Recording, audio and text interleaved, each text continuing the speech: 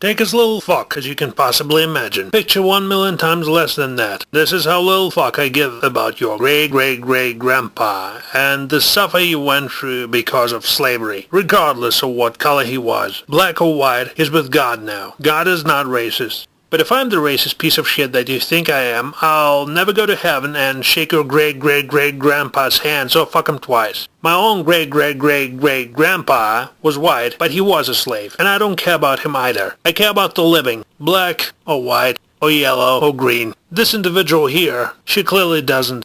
Franny has a simple task, to fill young minds with crap. That's what communists did in my country, and that's what Mao did in China and Hitler in Germany. Fill the young and stupid with your narrative, and you get an army of slaves. Franchesca Ramsey is largely hated by most conservatives, but she's really a victim. Her own belief system, no matter how friendly disguised, is generally based on hatred towards white people, for their contempt towards black people. Like so many black people, deep inside, this well-educated, beautiful young lady still doesn't believe that most of us, whites, consider her just as human, regardless of the color of her skin. She's married to a white guy. She still doesn't believe it. That's how deep that is. And that's why so many black people keep thinking that you're white and that makes you guilty. You're white, so you're inherently racist. So that entitles me to racism, but don't you dare to call me racist, white pig, 'cause I'm only taking what's mine. What really is tragic is that Franchesca Ramsey's ideology distracts the young minds, black and white, from what they really should concentrate on.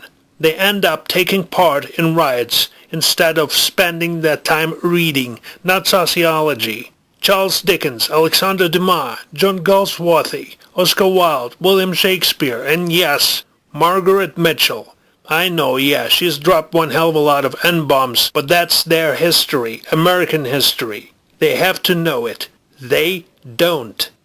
They do have their cliff notes. There was slavery, you're white, you're guilty. Back in the 70s, everybody knew the Catcher in the Rye. Ask them about Salinger now. They'll probably think it's a politician. They know what mansplaining and manspreading is, that's for sure. And if you thankfully don't, they'll educate you. Or, even better, tell you to go educate yourself. Franchesca is only a weapon of those whose agenda is to eliminate the very freedoms that Martin Luther King was speaking of, dreaming of. Eliminate the ability to think. Replace it with one set of truths, questioning of which would be considered treason. Take as little fuck as you can possibly imagine.